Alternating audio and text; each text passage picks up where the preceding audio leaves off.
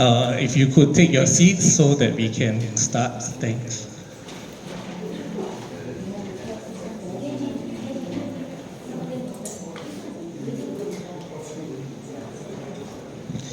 Okay, good evening, ladies and gentlemen, and everyone in between. My name's Adrian, and I'm a volunteer with Function 8, the organizer of this event. The Changing World series was coordinated by one of our founding directors, Mr. William Yap. He left us quite suddenly recently, and some of us are still reeling from the loss. He was the gentlest of souls, but had a fiery vision of a fairer, more just and equal society. We hope you will help us keep the fire burning by joining us and continue to support such forums where alternative ideas and ideals can take root in our communities. In these sessions, we want to learn from leaders from different fields like politics, economics, technology, culture, etc. How and why things are the way they seem in our lives. By unraveling the process and deconstructing each phenomena, we hope to better understand the systems that made things a reality for many of us. Hopefully, we will also reveal the motivations behind such machinations and better resist the tide that is sweeping through our lives, equipping us with the knowledge to make better choices and more informed decisions. To help us do that, we are very honored to have architect Tay Kheng Soon with us tonight. Professor Tay was a practicing architect registered in Singapore and Malaysia and was adjunct professor at National University of Singapore. He was founding member of the Singapore Planning and Urban Research Group in 1968 that pioneered many new planning and developmental concepts which contributed to Singapore's development. He was president of the Singapore Institute of Architects from 1990 to 1993, received the SIA Gold Medal in 2010. I think he's the fifth to receive that, if I'm not wrong. He was awarded the International Passive Low Energy Architecture Prize for his works in rural areas in Malaysia, Thailand, and Vietnam. His design of Golden Mile Complex was accorded preservation status by URA in 2021. He pioneered the tropical city concept, urbanization, and modular city concept. He's also a member of the Asian Dialogue Society and currently involved in drafting the Manifesto of New Asia, of which the University of New Asia is a key component. He's a fellow of the World Academy of Art and Science, started by Albert Einstein and Bertrand Russell, a select group dedicated to the policy implications of knowledge. His latest book, Future of Singapore, is available at the back along with the other publications from Function 8.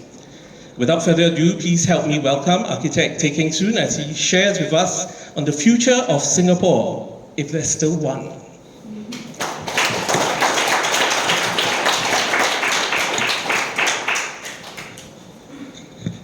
Well, actually, I thank you for this opportunity to have a chat with friends, new and old. I really don't know what to say, but let's just turn it into a conversation between you and me. I will just say a few things about how I feel about Singapore. But before I go there, I think maybe I should say something about myself first. Because the book actually, in many ways, is a kind of autobiography as well. Because I'm involved in, I was involved in so many issues that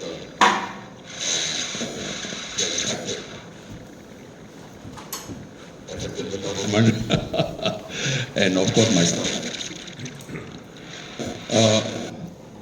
When I'm from ACS.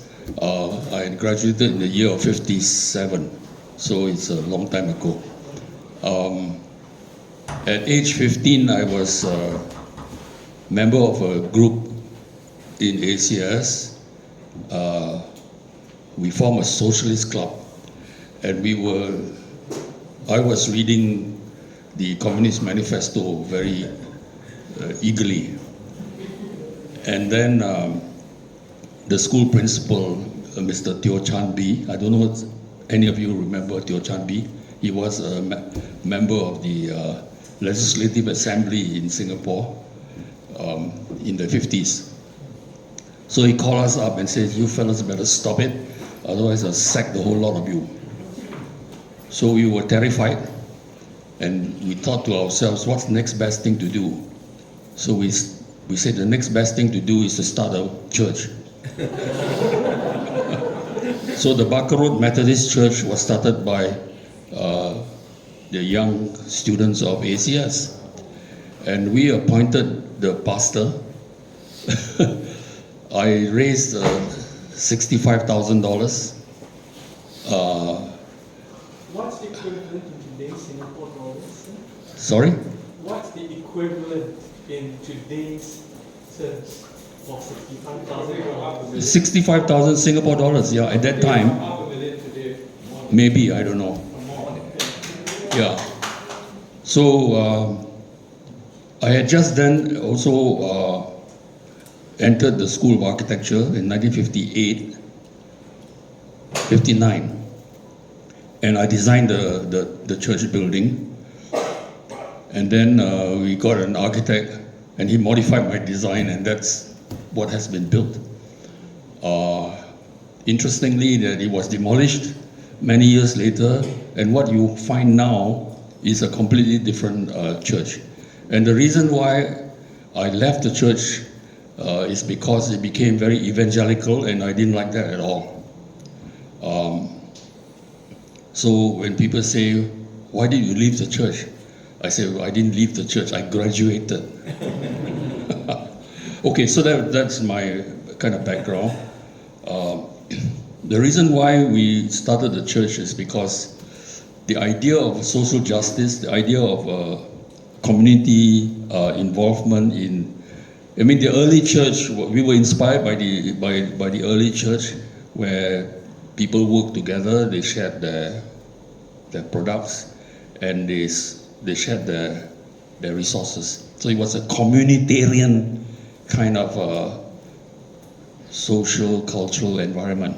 And that is something that has been with me since those days. Okay, so I then so in the book, I decided that the reason why I want to write the book is because I'm actually very concerned about the future of Singapore. I have a granddaughter, and I have 2 sons, and I have 2 stepdaughters now, and one of the elder of the stepdaughter has now given birth to a beautiful little baby boy. So I'm very concerned about their future, So in writing the book, I felt that it was necessary to talk about the past and how it created the present. And then if we don't understand past and present, it's hard to imagine the future. So the book is basically structured in that way. And interestingly, it is kind of interesting to me because 60 years ago, I organized an exhibition, a public exhibition, at the Esplanade, the old Esplanade, not the Arts Center. The old Esplanade was along Connaught Drive, right next to the cenotaph. We chose the site next to the cenotaph because then we could use the steps of the cenotaph as a public speaking platform. So the exhibition was called Singapore's Past, Present and Future. So now we are back 60 years from then, right? That was 1965. Yeah, and now 60 years later, I'm thinking about Singapore's past, present, and future again. Okay. Now it's very interesting because, and this might surprise some of you. Lee Kuan Yew, despite his authoritarian methods and his impatience with people, right? I wrote to him and asked him to be the patron of the exhibition. And to my surprise, he agreed. Yeah, and then he wrote the foreword to the exhibition, which was rather complimentary to the Singapore Planning and Urban Research Group, of which I was a member, and through which the exhibition was organized. Then I invited him to kind of open the exhibition. It's in the book, okay? And he said he was too busy, so he sent Rahim Ishak, the brother of our first president, right? And Rahim Ishak, I took him around, a few of us committee members took him around, and he got more and more irritated with the exhibition. and when it came to a part where I showed HDB flats juxtaposed to the next picture of chicken coops, well, he blew his top. And then he stormed out of the exhibition. And then he sent a message to us that we have to do something about it. So at 6 a.m. the next morning, I brought a tin of paint and painted out the chicken coops. So that's the kind of political environment in which we grew up in.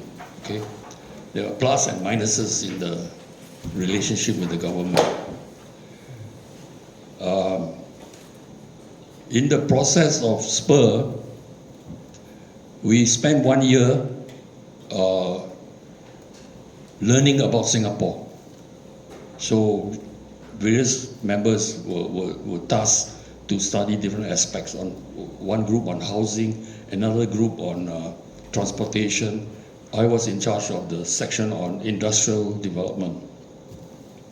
And after that 1 year, we felt we were a bit more competent. We began to generate ideas. So one of the major ideas that we generated was to move the airport, which was in Paya Lebar, to Changi. Interestingly, one of our salient, you see, the interesting thing is that there are insiders and outsiders, and it's the same today, right? The insiders are protective of the government and of themselves, and outsiders have to be put aside, right? And I think there are many outsiders here as well. That's the reality of the political environment, and it has not changed. And it will have an effect on the future, which I'm going to talk about. Okay. So, Mr. Hau Yun Chong, who was the permanent secretary of the Ministry of National Development, was very furious, right? Because I called a press conference. I showed the map of the Paya Lebar expansion. There were going to be 2 additional runways besides the existing one. So there will be 3 runways. And the flight path will come right across the Mountbatten, Geylang, Kallang area and exit across Pasir Ris and the Tampines area, which would mean that 1/3 of the whole island would be unlivable because of the requirement for the crash zone, as well as the noise from the aircraft would be intolerable. So we made a big fuss about it. And the reason why we were able to get information is because one of the insiders, right, working in Public Works Department, smuggled out the drawings of the airport expansion. So even today, there are people within government, within the bureaucracy, that if you know them well enough, and if they share your kind of sentiments about the future or the present of Singapore, you could get information through them. So Hau Yun Chong was furious, and he condemned us, and he told members of the SPUR who were academic members. By that time, it was not just architects. We had people in sociology, in economics department, in political science, in the University of Malaya, University of Singapore, and then University of Malaya, and then later NUS. He told them, if you continue to be a member of SPUR, you will not get any support from the government regarding any research project that you may want to do. So they resigned. I was furious. Okay, so I shut down SPUR in 1976. So SPUR existed for 10 years, right? By that time, we also offended the HDB because the HDB was the emblem of the PAP's success, you know. So we were criticizing the HDB, me in particular, right? So I did some research on Toa Payoh, and I found that there was absolutely no need for high-rise buildings in Toa Payoh at all when the plot ratio was 1.4. Okay, so we could easily build 4-story buildings, right? So that the people who are moving from the rural slums into HDB had a much better relationship to the ground that they wanted. They were very unhappy about living in high-rise blocks, right? So I proposed high-density, low-rise housing, right? And again, when public published it, and it created a huge uproar, which had a consequence later on, which in the book when I talk about that because of all the confrontations I had with the government authorities, particularly combined with the fact that in 1972, well, first of all, 1971, which is in the books, 1971, Francis Khoo, Patrick Low, and a few others, we formed a group to take over the Singapore Herald, right? Because we did not believe that the reason for closing the Singapore Herald and the other newspapers, Nanyang Xiangpao and so on, and Eastern Sun, was because they were, Lee Kuan Yew said that they were a foreign operation designed to infiltrate and to damage the Singapore's political environment. We didn't believe that. So we organized to take over the newspaper, and I negotiated with the official, who's the guy who takes over from a official receiver, right? I negotiated it for $250,000, dirt cheap, okay? And then I went to see Wee Cho Yao. You see, in those days, there was the business, the political and the social culture, the business culture is very different. As a young fellow, I can go directly to the boss of, at the time, Bank of, what was it called? United Chinese Bank, which later became UOB, United Overseas Bank. Yeah. So I was talking directly to the boss, Wee Cho Yao.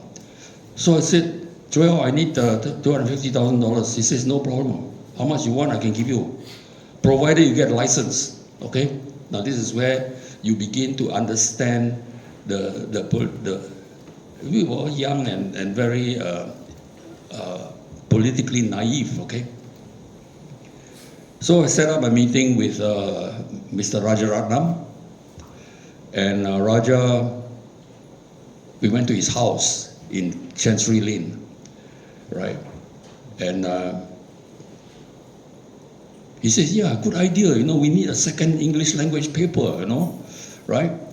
So come on Monday and apply for a license, right? We will look into it.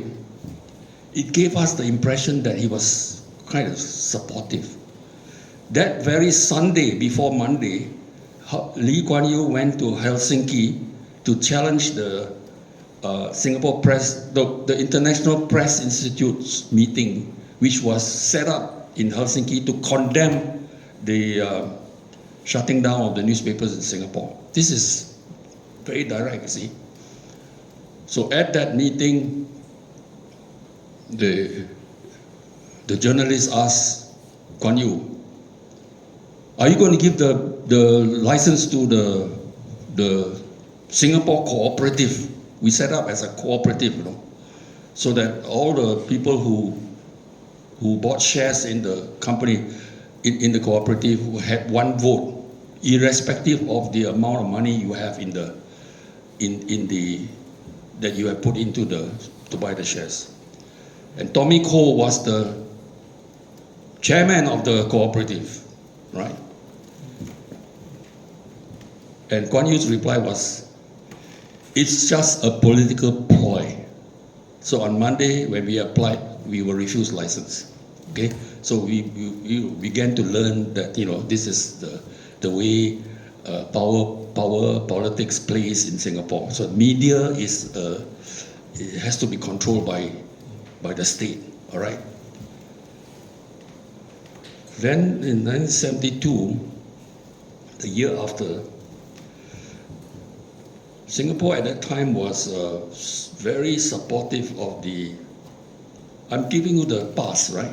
Because it will have an impact on the present, and then it will have an impact on the future. I'm elaborating the past so that you understand the way, in detail, the way power is used. Singapore was a major logistics support center for the American war in Vietnam. We were transporting the ammunition, the logistic support for the U.S. forces in Vietnam.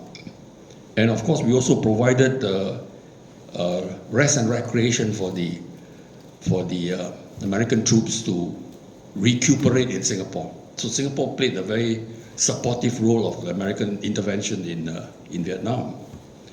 We were morally infuriated by the fact that at the very same time as the Paris peace talks was going on between America and the Vietnamese, because Americans were trying to find a way to retreat from the war, right? Which was, what do you call it? Sorry, I can't remember the term. Peace with honor. Yeah, peace with honor, yeah. And yet they were bombing Hanoi. So we were infuriated, right? So we organized a public demonstration, knowing full well that it was against the law.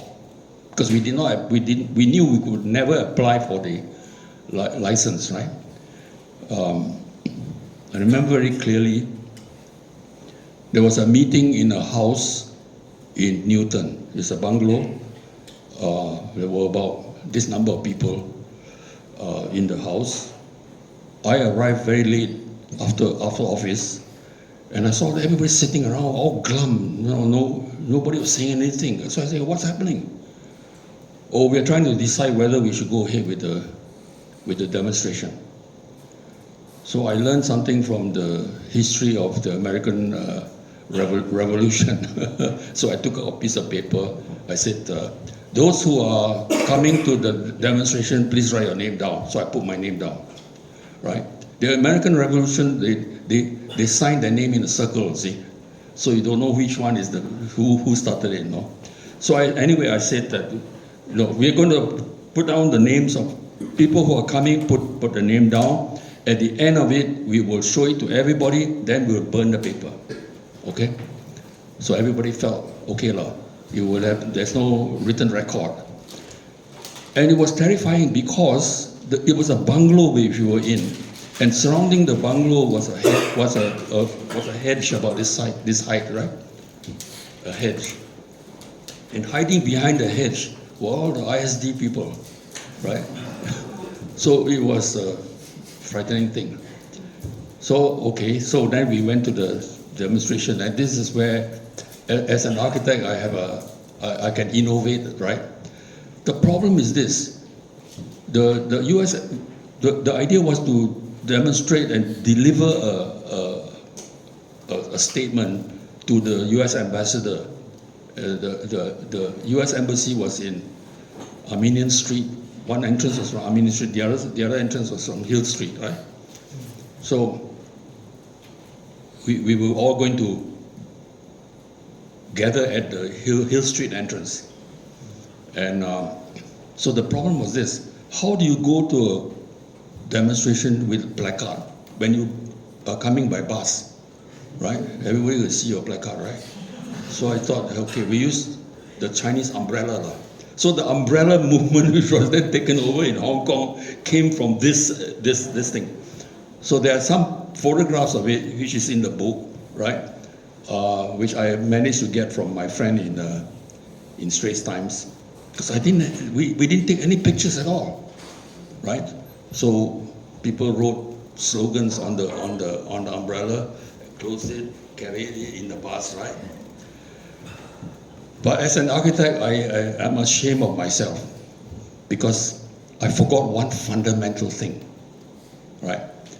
And that is there was a bus stop right next to the embassy. Had I calculated that, I would have decided that those who were afraid to come to the demonstration, I say, go to the bus stop. We could have swelled the whole bloody place, okay? Because then you have a cover, right? So these are political tactics that you learn the hard way. So anyway, the consequence of that demonstration is that the ISD called out my partners in my architectural firm, Design Partnership, right? And told my partners, sack Tay Kheng Soon. Otherwise, you will close down the firm. It's as blatant as that. Because the guy who transmitted the message from the government to my partners was the chief of police, Mr. Prof Tay Kheng himself. Okay? And so we had a partners meeting, and they said to me, resign. I said, I'm going to resign. Why should I resign? I didn't do anything wrong, right? So they say, okay. They shut the firm down, right?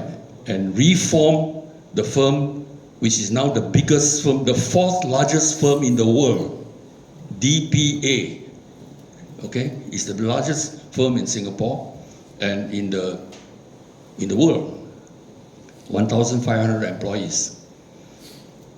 So I had no job, and I decided that I'm not going to be an architect anymore. I was sick of the whole damn thing. So I decided to become a photojournalist. So I went to Malaysia, and I went to study the rice cultivation project in the Muda River, right? So this is another interesting aspect, you see, which I want to communicate to our friends here. We must learn to regionalize, because Singapore, as a little red dot, has no future, right? We have to think about how do we regionalize, all right? And on this, I want to tell you another story, which is related to the present. I had a meeting with a friend who is in a higher position in Temasek Holdings. And I asked this friend, I want to raise 1 trillion Singapore dollars. He said, what for? To do regional development in Southeast Asia, right? Because the future of Singapore is to be a regional catalyst of a new kind of economy, a new kind of civilizational order, right? And this person said to me, 1 trillion is not a problem. We can raise even more than that. And the message thrown back into my face was, do you have the people who are capable of using that money properly and effectively? My answer is no. Okay? So this is the reality of Singapore. And this is going to affect our future, right? So, what is our future? I think the present is created by the political, the insider, outsider relationship problems, right? And so what's the future? In fact, right now I'm in the process of writing a new book on the future of architects in the AI age. I tell you the shock. I'm of course digitally a dinosaur. I don't know anything about the AI and all that kind of stuff. So I asked a friend, I did a rough sketch of number 38 Oxley Road, okay? An idea about how you can resolve the problem of to preserve or not to preserve. So my solution was preserve the basement, because that's the most important historical thing, right? Because all the big meetings between the leftists and the PAP members were all there, and the women and so on. So we must preserve that. And to preserve that, I propose to preserve the front entrance porch, you see, right? So the entrance porch will then become the entrance into a staircase that goes into the basement. And then put a big wall between the porch and the rest of the house. And then the rest of the house can be demolished. And I was told that Lee Hsien Yang wants to build a new house there, right? So I proposed a new house there, right, behind this wall. So I did a rough sketch and gave it to a friend of mine, who then prompted AI, ChatGPT, and the ChatGPT produced a design drawing in 10 seconds. That shocked the hell out of me. That means there's no more future for architects, right? Because anything you do, it can do better than you, okay? But what it cannot do is it cannot imagine a possible future. It can collect all the information about everything that has happened in the past and reform it into any way you want, okay? But it cannot invent a new thing. So the role of architect, and I would argue, the role of everybody for the future is to be an inventor, right? What is an inventor? You invent all kinds of things, okay? Now, so we are now entering the AI age. And there's a very important talk by Lee Kai-Fu, who is a venture capitalist, who was asked by Google to set up Google China, which he tried and he failed, because the Chinese don't trust Google at all, because they know that Google is just an instrument of American penetration. But he's a venture capitalist, right? So he gave this talk in TED Talk, very important discussion, where he said that within the next 3 years, 50% of all existing jobs will disappear because of AI and robotics, okay? So, what's the rest going to do? Now here comes a very interesting irony. There is no justifiable reason for the oligarchy class of capitalists to invest in robotic production when there is no market for the products. Why? If there's no jobs, people have no income, therefore they cannot buy, right? So therefore there's no reason to invest in robotics. And this is the reason why it works in the mind. That's why even a guy like Bill Gates, right, suggested the importance of what he calls BSI, is it? Basic income or something like that. a UBI, Universal Basic Income, to give money away, helicopter money. But you can't, how much money can you give away? So Lee Kai-fu made a very important point. He says, we will need 10 times the number of teachers. Okay, what? And this is something which was just raised in the parliament, right? By, I think Man Wai, right? Or whoever raised it recently. I can't remember who raised it. And Chan Chun Sing's kind of skirted the issue, right? What does 10 times the number of teachers means? Right now it's one teacher for 30 students roughly. 10 times the number of teachers means one teacher for 3 students. That means we don't need schools anymore. That means it's home education, right? It means that the role of a teacher is to be a mentor, because the issue is no longer transmitting information, because information is a click of a mouse, right? You can get information just like that. The issue in education is therefore, what is the important question that you ask? You ask a stupid question, you will get a stupid answer. So what does it mean? It means a whole different kind of mentality, right? All our schools are scrapped, right?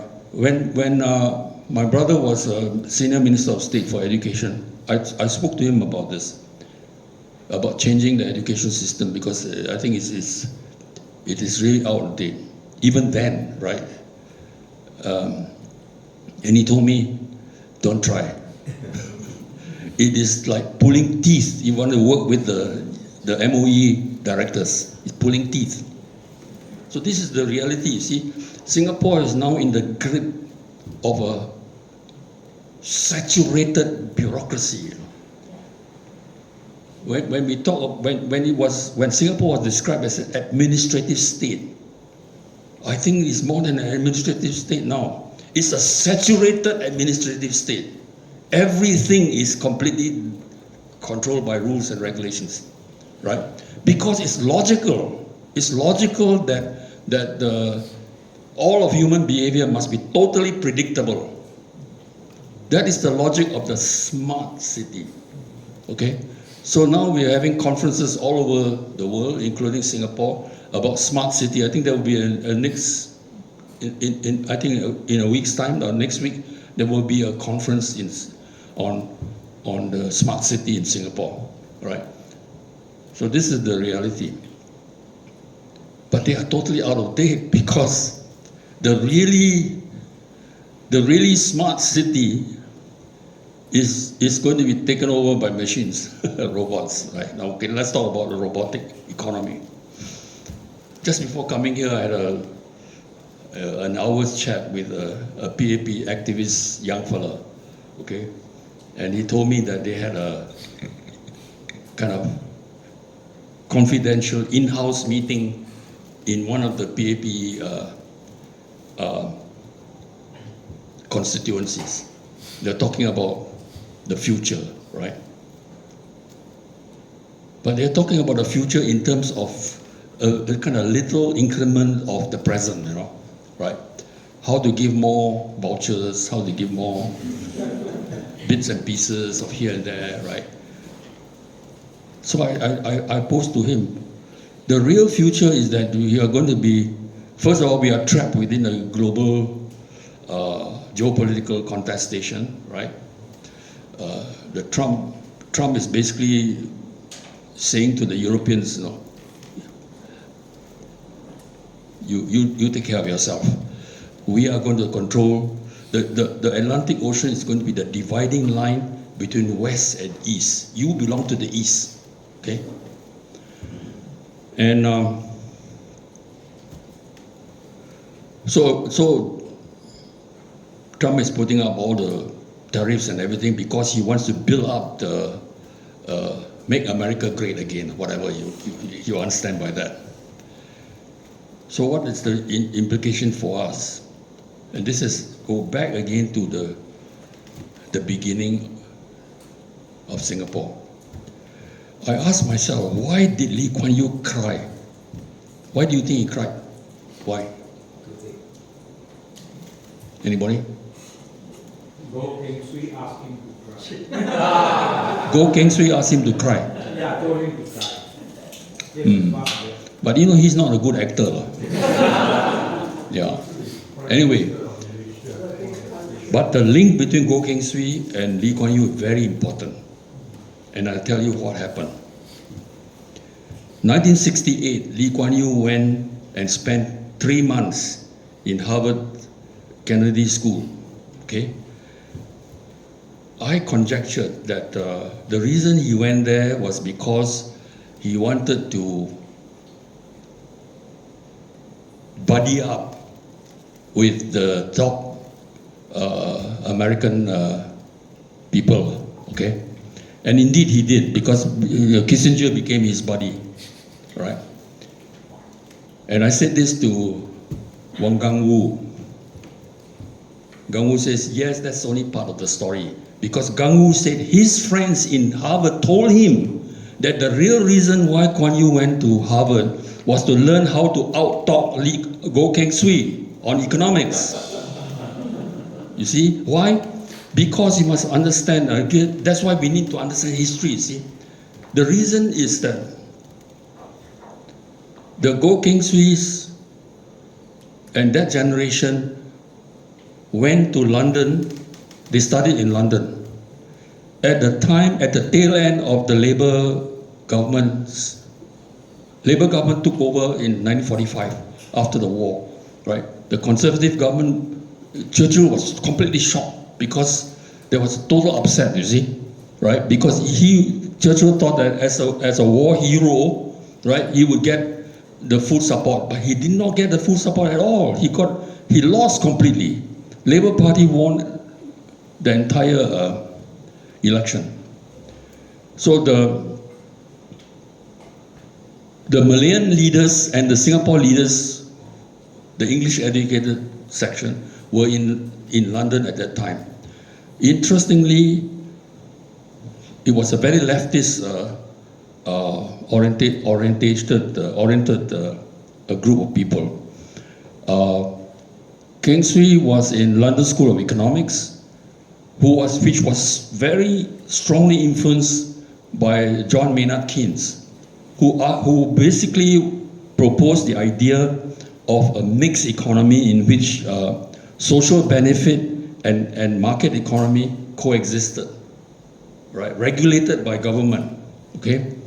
Now this is not a new idea because in 1945, right, Karl Polanyi, the social scientist in Austria, had written this great book on the Great Transformation, which was to argue Friedrich Hayek's, right, other book, which was totally against socialism, arguing, and the book's title is The Road to Serfdom, right, arguing that if you go the socialist way, you will end up like Soviet Union, right? You become a servant of the state. And Hayek's view influenced very strongly Milton Friedman, who was a professor of economics in Chicago University, right? And the Labour and the Conservative Party at that time regarded him as a kind of god. So all the ideas of Milton Friedman was required reading for the Conservative Party, right? And that influenced the whole of American so-called neo-capitalist economy. So Kuan Yew in '68, right, totally absorbed that. And I come back to the question, why did he cry? I think there are many reasons, and he's a very complex man, so we cannot imagine what went on in his head. But I imagine he cried because he knew, because he's an intelligent person, he knew that once you are out of Malaysia, you have no more hinterland, therefore you have no more bargaining position. Therefore, you have to be a servant of America. That was it. And my reading of Lee Kuan Yew as a person, as a character, is he cannot be a servant of anybody. Okay? So it was a deeply a traumatic experience for him. And that's why he spent 1 month in hiding in his bungalow in Changi Point, right? He was crying all the time. Okay? And a friend of mine who knows Lim Chong Yu very well from Penang. Lim Chong Yu was the first Malaysian to visit Kuan Yu in Changi.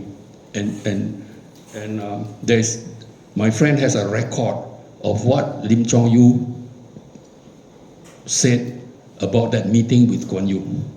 And that Kuan Yu was completely devastated by the separation. Okay? So he cried because he knew he had to be a slave. And so the 1968 visit to the study trip to Harvard by Kuan Yu was to learn, right, how to be an effective instrument of American economy, right?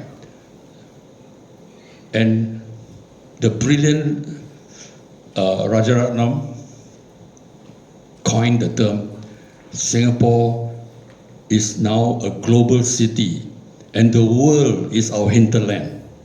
Okay? So this is how Singapore has become. All this while, we are a servant economy, and all Singaporeans must be trained to be a servant mentality. That means you never ask deep questions. You never protest. You obey. And then you will do well. And the word which Lawrence Wong even uses, they all use the same word, right? We have to be relevant. What does it mean to be relevant? To be relevant means you have to be a bloody good servant. That is the reality of Singapore. Okay? So now I ask myself, and I want to open it for discussion.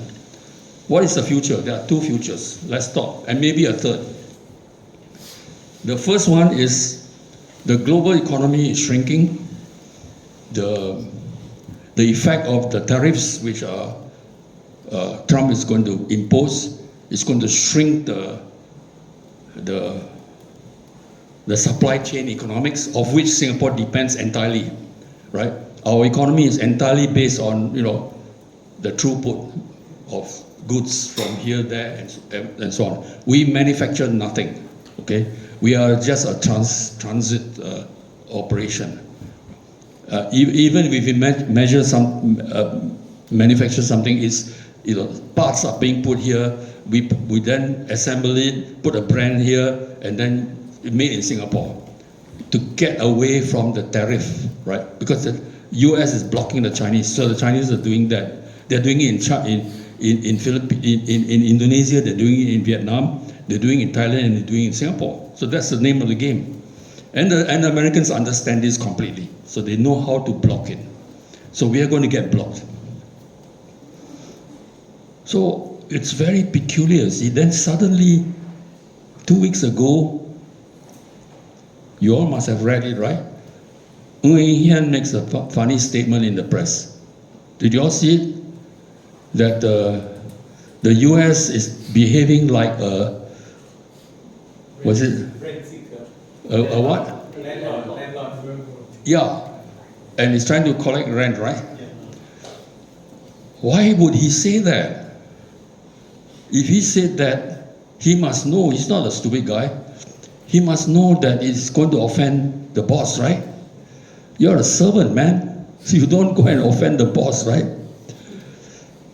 So the role of a prime minister in Singapore is to be the butler, right? The butler in a household, in the feudal mansion, in the feudal period, is the representative of the boss in relation to the workforce, all right? So the butler's values are even more and more explicit than the boss, right? The boss may kind of fumble here and there, but the butler is very precise. The butler will tell the workforce, this and that. He will discipline them. So that's our present economy. Now, what is the implication of this on the on the new economy based on AI and robotics.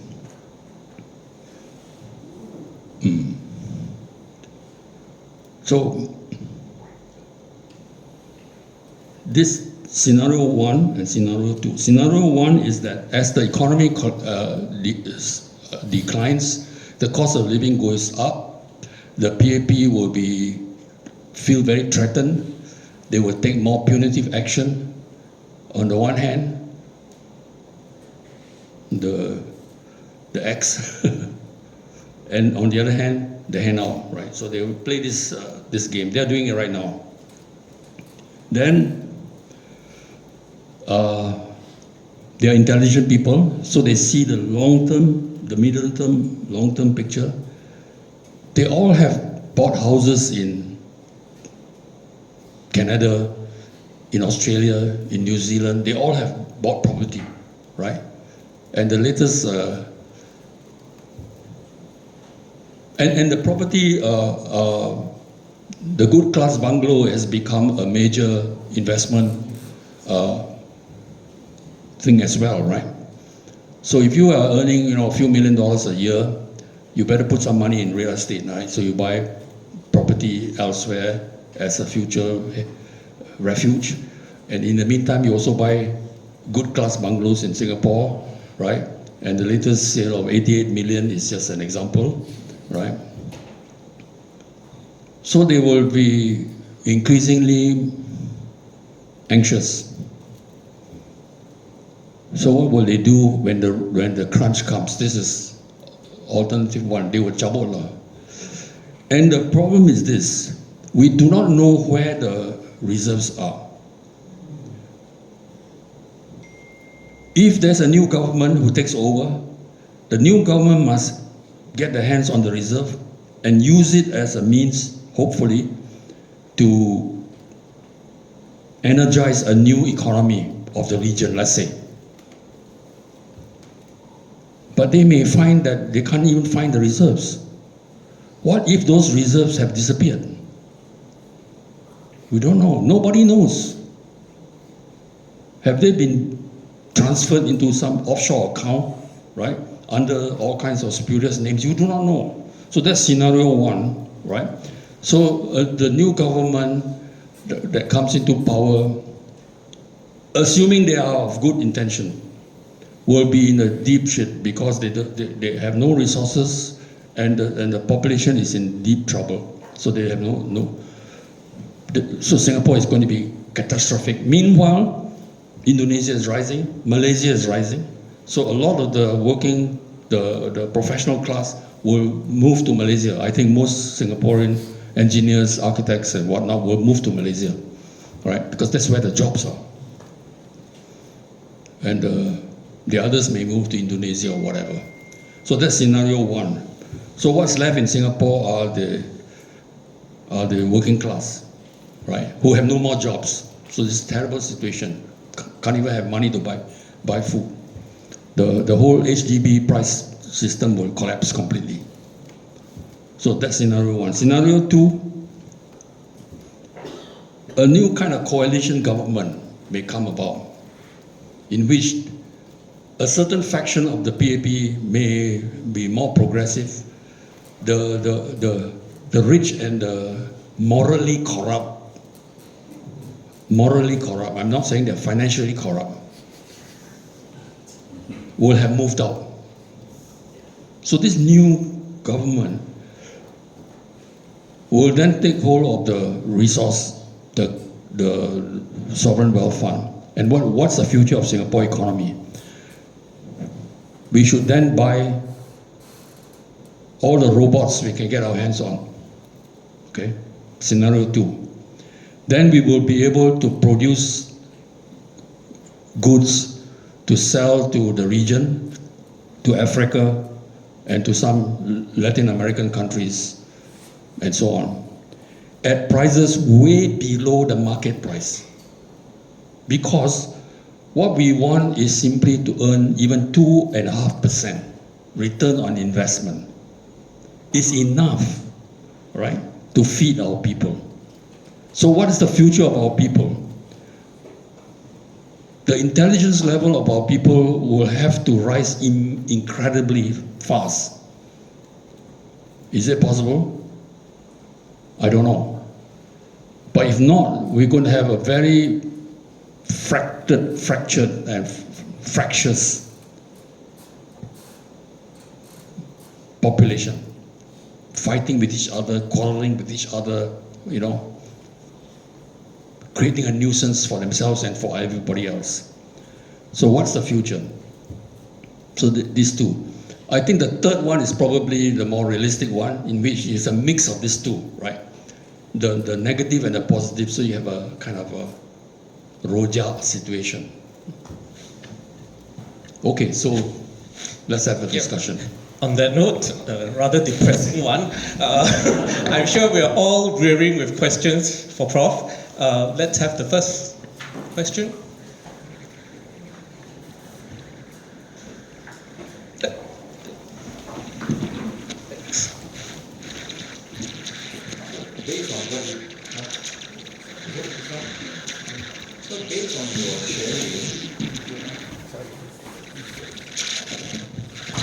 So based on your sharing, do you have any suggestion or solution for us?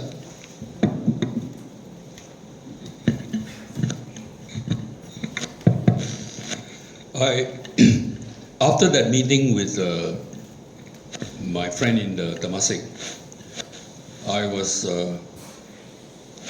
very disturbed that we don't have the people to use the money properly. So then, together with my colleagues, we did a video, which is now you can get it on YouTube,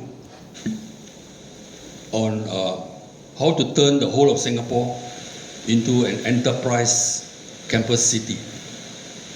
Okay, so that the best and brightest in Asia and particularly Southeast Asia will come to Singapore and live and learn with our students. Because the friendships form when you live and learn together, it will last forever. And friendship is the future of anything you want to do. You right? So this is the answer to the Temasek question, right? But the question is how to do that. So in that video, we said we start by changing the whole of NTU into the first of all the campuses eventually to become enterprise campuses. What is an enterprise campus?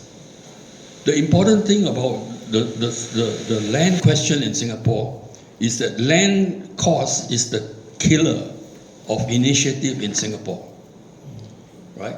A young fella, a young couple, maybe in the late 20s or early 30s, who buy an apartment. My stepson-in-law and daughter-in-law just bought an apartment, HDB, for 650,000. I said to them, "You're mad. You're going to spend the rest of your life paying it." All right? And they said, no, because after 5 years we can sell, right? And we can sell at a profit. And then I said, what are you going to do? Buy another HDB flat at 750,000? So this is the problem, see, and therefore this I call the debt trap. No? If you are in a debt trap, you dare not try anything, you dare not invent anything, you dare not get out of the mainstream of things, right? You have to play safe. So if you're an employee, you better don't upset your boss. So just obey, right? Whatever you want, just do. So all campuses, under the present zoning, the land value is zero or close to zero. Okay? So if government or whoever is the government is smart enough, we will make sure that it remains at zero. So we did a study of NTU. NTU population, daytime population is 40,000. Nighttime population is 20,000 because there are very few people living there. Only 20% of students live in hostel. NUS is 10%. The URA rules is that, present rules is that only 2% of the entire floor area can be used for non-education purpose. This is the rule, which must be changed if you want to turn it into an enterprise campus. Because an enterprise campus means all the startup companies must be located in very cheap rental places. This means campus, right? I had a meeting with Enterprise Singapore, and they said, no, it's a good idea, but we already have so many locations for startup companies. I said, yes, you have, but they are all in the wrong places, because the ecosystem in which they are located is not supportive. They say, what do you mean by ecosystem? I said, simple, right? I have been in touch with some of the key professors in NTU, right? For example, Professor Chan Siu Wah is regarded in the world as one of the top scientists on hydrogen and carbon economy, okay? And he told me he's so frustrated because he has a lot of patents, and he's not the only one. There are many. NTU has the highest number of patents of all the universities, okay? And they cannot financialize any of those patents. So he told me his patent was sold to China and sold to Switzerland for dirt cheap. Okay, this is what's happening. Why? Because our bureaucrats dare not use the money, right? Because there's nobody to use to dare to invest, right? Right? So this is the problem. So we must co-locate onto campus startup companies to mix with the students, to mix with the professors, so that there's an ecosystem in which there's communication between these different people. We must bring in venture capitalists to work closely with them, and so on and so forth. So this is a video which we did, and it was done because we will have to be careful also. We don't want to appear to be, trying to outshine the government, right? Because I learned my bitter lesson from the SPUR days, right? So I sent a copy of the video to URA. I sent it to Peter Ho, who is the chairman of URA and also a member of the Science Entrepreneurial Committee in PMO. And they all replied to me that, oh, very good ideas, right? So then I had a meeting with Desmond Lee, right, who is the Minister of National Development, and I showed him the movie, we discussed it, he was very enthusiastic about it. Then he looked at me and says, how to implement? I said, you need 4 ministers: Minister of Finance, Minister of Trade and Industry, Minister of Education, and Minister of I can't remember. He looked at me, blank, boy, because he knows it's almost impossible to cross ministries. Every minister is in a silo. You cannot cross. And all the bureaucrats are all in silo. Nobody talks to each other, right? Then the other day I bumped into George Yeo. I went to cricket club to wait for a friend, right? And George was sitting there. He waved at me. So said, oh, so he was waiting for somebody as well. So we sat together and we chit-chatted. I said, hey, things have to change, right? He said, yeah. What do you think of Lee Hsien Loong? I asked him, what do you think of Lee Hsien Loong? He said, very soft. He's too soft. This is the problem, you see. They are soft, therefore they dare not bang the bloody table. Which Lee Kuan Yew did, you see. You don't do what he says, you bang the table, you get out. Okay, so this is the problem now. See, we have soft people, right? And then you have a hatchet man. So you have between the soft and the hatchet, right? So nothing happens now. So now what? So in the meantime, interestingly, they are all very intelligent people, no? Right? Malaysia under Anwar, right? Singapore also very concerned about the future. Anwar says he needs 20,000 engineers. He can't get 20,000 engineers because all the previous administrations in Malaysia have screwed up the education system completely, right? They have screwed up the education system completely, so they don't have the qualified people, right? And then the Sultan of Johor's son, right, approached Singapore, right? I'm sure instigated by his father, right? And they had a meeting maybe about six months ago that Singapore and Johor should consider a special economic zone, right? And then there was a meeting, and then now there's a final meeting, and there's an agreement, right? So this is very crucial. Why? It's crucial for Malaysia, it's crucial for Singapore. Because I think the future of Singapore actually is in Johor. The Johor Singapore SEZ is 5 times the size of Singapore. Okay, it stretches from Pontian on the west to wherever that is on the east. So it's a huge thing, right? So I've set up a design research group, actually modeled after SPUR. Okay, I had a meeting with the Institute of Architects. They are excited by the idea because they know that the number of jobs for architects in Singapore is shrinking, and their future is actually in Johor. So they have agreed to join. I had a meeting with the head of the architectural school in NUS and the dean of the as well, also agreed, so that we formed a team.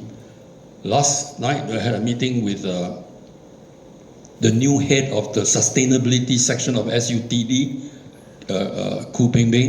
He has agreed to join. So now we have NUS, School, the Architectural Association, and SUTD. We now form this whole team. Okay. Then I had I gave a copy of this book to Taman. I emailed him. I say I want to give you the book. He says come. So I went to Istana. I gave him a copy of the book. He read it carefully. Then he asked for a second copy. So I said, oh my goodness, is he going to give the second copy to ISD? Whatever, but he was interested in it. And I explained to him that I'm setting up this design research group, the purpose of which is not to upstage the government, right? Because I learned the lesson, the bitter lesson from the SPUR experience. But it is to train a new generation of young people who know how to work across the border. The Institute of Architects is now forming a team with the Johor Institute of Architects, right? So that we have a partner across the border, okay? So this is going to happen, and the key project which I'm suggesting is to set up an enterprise campus in Johor, so that the best and brightest in Southeast Asia can live and learn with us. Mainly because it's so much cheaper, right? You can't get a student from, say, Jogja or something like that, right, who can't afford to live in Singapore because the cost is just impossible. But in Johor, it's possible, right? So this is going to be I think the core project, right? And Anwar will certainly support it. Okay, so this is going to be, to answer your question, I think the beginning of a new future. We have a second question, Paul. Yeah, we just heard the announcement that SUSS is going to take over the Rochor Centre site. The what? The Singapore University of Social Sciences, SUSS, Yeah. they are currently occupying the SIM campus in Changi. And they don't even have their own canteen, they have to share the canteen with SIM. Yeah. So yesterday it was announced that they'll be taking over the Rochor Centre, you know, the colourful blocks, right? So what would you advise whoever is going to design because it's right the key issue is the land price.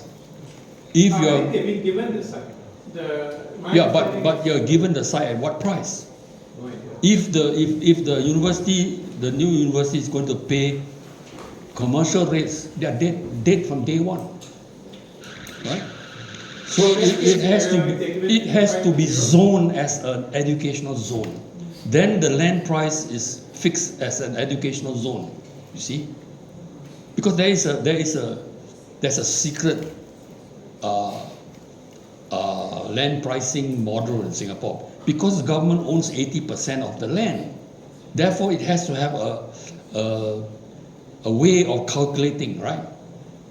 So we can only guess that the way of calculating is existing commercial transaction rates in different areas, right? So in the city area, in the downtown area, the price is probably much higher than say in Woodlands, right? So different locations will have different market price base price. And then there's going to be kind of economic situation, right, which will dictate if it's a boom economy, then we can add a certain incremental factor, right? But at the same time, we must ensure that the resale value of the older people who bought their flats before, right, who are hoping to sell their flat to support their retirement, right, that the resale price will not fall to a certain low level, which will affect their retirement. Right? If it affects their retirement, it's going to affect the voting pattern, and therefore PAP must make, it's electoral politics. Okay, so they are caught in this situation, right? They cannot reduce it too much. They cannot increase it too much. So what do? Give out vouchers, lah. So this is the trap. So the trap is not just the people are in the trap. No? The government itself in the trap. So they created their own trap. See, they trap themselves. Okay, I understand your question. Yeah, what's the second question? And for the second question is, in terms of the land use policies, how do you think they will need to change in the future? Okay, the first question. Some years ago, I had proposed that the reserves that are used, we invest the reserves. The premise on my logic is that the reserves is owned by the people, okay, and therefore a proportion of the return on investment, right, must become a citizen's dividend automatically, right? You just calculate if it is $1 trillion, right?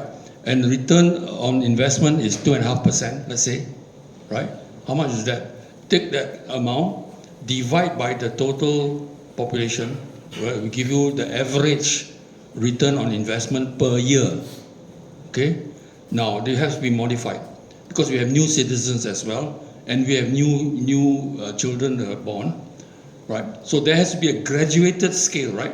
The longer you have served this country, that means the longer you have lived here, because everybody who lives here, I mean, most people who live here, right, have contributed to the nation. Because if there's nobody living here, the land value is zero, correct? But because we all live here, therefore in some way or other, we have contributed to the value of this place. Therefore, we should earn a return on our investment which we have contributed, all right? So, I'm not arguing this because I'm 84 years old now, okay? I'm saying that the longer you have lived means the longer you have served. Therefore, you should get more, right? A child who is just born will get almost zero. A new citizen will get zero. But as he lives and works here and contributes to Singapore, he will increase his stake, right? So this is the formula, right? I made this public, and I think the logic is irrefutable. But electoral politics is such, they're not going to make this as a right. You have to be given bits and pieces so that at the right time you will then know how to vote. So this is electoral politics. So when you say, is it enough? Of course it's not enough, right? And the idea of being not enough is that you hope you can get more later. So you do not want to upset the system. And the Workers' Party actually said this publicly in their presentation, right? They said that we know very well the public will vote for us because they want us to be in parliament to question the government, but they don't want us to become the government because they want the present government. Because the present government will give them what they want. And they will give them more when they get chocho more, see. So the whole idea of an opposition is to chocho the government, not to be a new government. Okay? Second question, land use policy change. I think it cannot change because they are trapped they're trapped, you see, right? You cannot reduce the land price because it's going to affect the old guys. You cannot, but you need to reduce the land price because the young people are trapped. They cannot become your innovators of the future. I think cannot be solved. Okay, so just now the citizens' dividend and the land cost, and even your scenario 2 of a coalition of parties to form the new government, these are very long-term solutions. I would like to bring it back to mid-term. I work closely with you, and I know about the new Asian University. What I'm most excited about the NSU is the curriculum. So could you elaborate on the curriculum for the new Asian University and why it's so radical? Yeah, but I like to develop that idea now, but let's wait for. But what's your question first? Since Singapore is land scarce, should the plot ratio be eradicated for buildings? Okay. First of all, this land scarce, the land scarce thing is rubbish. Okay, it's a fiction. It's an absolute fiction. I did research on this, right, with my students, right. We checked the price. We checked the total floor area per person in a developed economy. In an undeveloped economy, let's say like Sri Lanka, the floor area per person is less.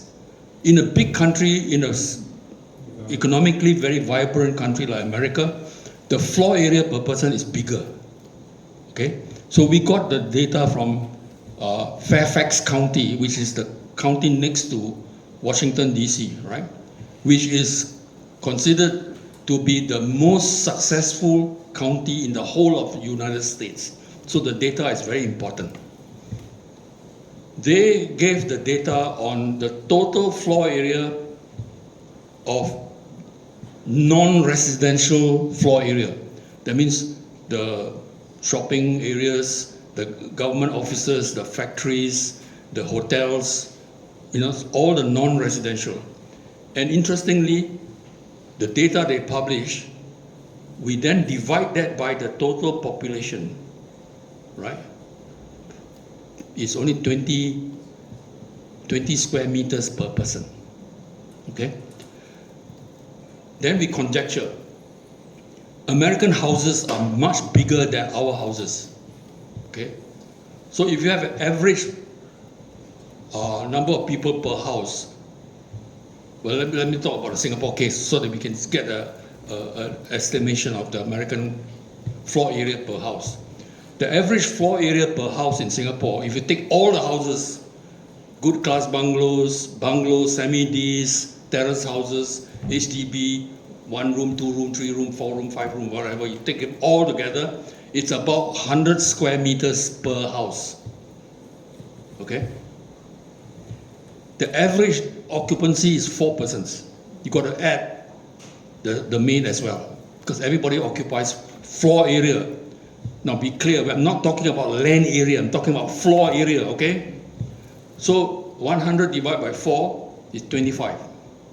25 square meters plus 20 square meters is 45, okay? Okay, let's be generous. Let's say the total, because Singapore is a trading society, right? So we have a lot of goods coming in, we need to store, we need to fabricate and so on and so forth. So let's say it's 25. Our houses are 25, so it's 50 square meters per person, right? So 50 square meters times 6 million. What's that? 300 million square meters. Right? What is the total land area of Singapore? It's 740 square kilometers, right? Let's just say it's 700, because you've got to take away the nature reserve and all that, right? Let's say it's 700 square kilometers, which is 700 million square meters. So you have, what was it? 300. 6 times 5, 300, right? 300. So the floor area, the total floor area of 6 million people is 3.5 million, 350 million square meters against 700. So it's half, right? So imagine if every building is 1 story, right? So in other words, if you just put all the buildings as 1 story on the land, you will cover 50% of the land, correct? If it's 2 story, 25%. If it is 4 story, 12.5%. Where's the problem? We have no shortage of land. In other words, the fiction on land use, of land shortage, is to make sure the land price goes up. It's a bloody game. I am very sorry, we will have to take 1 or 2 last questions, so if you have any burning questions, please. You can always talk to Prof after the thing, but you have to wrap up, I'm afraid. So, any last questions? Oh, your question about education, right? Curriculum. Yeah, you want to talk about that? Yeah, why don't you share that and take that as the last question? Okay, education is very important now, and you have to talk about the higher education and the school system, right? I've been vexing over this question for years, right? This one is better. That one is great. Hello? Yeah, I've been vexing over this question for years. The first thing is that if you want to change the education system, where should you focus your energy? If you focus on the school system, you will take minimum 24 years. Okay? 12 years, right? If you focus on higher education, you can get it in 8 years, 4 years. So therefore, you should focus on higher education, right? Whilst you try and sort out the school education system, right? And you need to focus on the higher education because you need to train that group of people who can transform the Singapore economy. They have to become the innovators and with the brains and the guts, right? Now we have brains but no guts, right? We have brains but no balls. So this is crucial. This is the crucial thing, right? So that's why the enterprise campus is absolutely crucial, right? Okay, then how do you, what kind of education? The important strategy in education is to connect the head, the heart, and the hand. Then you have a complete person, okay? Because now you concentrate on the head, the heart feels nothing. Got no sentiment, no feeling for people, right? You just, no, you're a bureaucrat, right? Bureaucrat only take instruction, right? You don't know how to do because you never use your hands, right? So the head, the heart, and hand is crucial, which means that the whole curriculum has to change completely, right? In other words, the core of education is what we call experiential learning, right? So it means that you have to have a different kind of higher education and school education, right? In higher education, there should be no more faculties. University faculty, no more, right? Everybody has to have a core curriculum. I will talk about that. But the student designs his own course. So if you are going to study architecture, you may take that as your major, and you have at least 2 minors, right? The minor will be maybe in philosophy or in economics or whatever. You can choose. In other words, you want to train people who have a broader understanding of their role in life, okay? Their expertise. The core curriculum is fundamental, and this is totally missing, right, in the world that we live in. Why?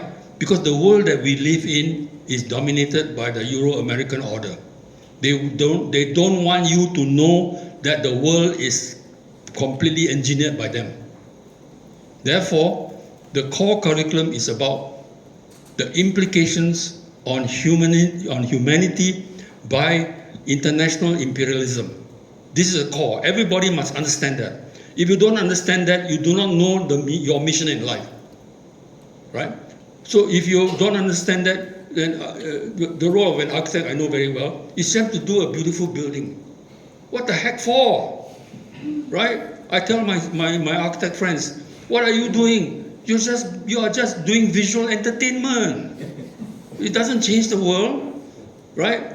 We are in a situation, a historical moment in which we either change the world or the world will change us. That's the role of education. Thank you. Before we go, if you could indulge me in a short brief about us, Function 8. We are actually a group of friends who come together to make different events like this to help share ideas to the rest of society and our own community. Most of us are retirees. Some of us are casual workers. Let's see, young fellas. Yeah, casual workers with no protection, no insurance, no welfare, no benefit, and they're also like me, unemployed people. So if you could help us defray the cost of this event, there are 2 boxes at the back. Any amount would help us, and if you really feel that you want to join us in this and future events, we also have film festivals and film screenings and discussions like this. Come join us. So all our F8 people are around, please talk to us. No, I just want to say that the publisher of the book, right, has told me, and I agree, that the price of the book is $30, but $10 will go to Function 8. Thank you, sir. So thanks again for coming, and we hope to see you again next month for our film screening. And if you want to meet with Prof, please come and talk to him. Thank you. Good night.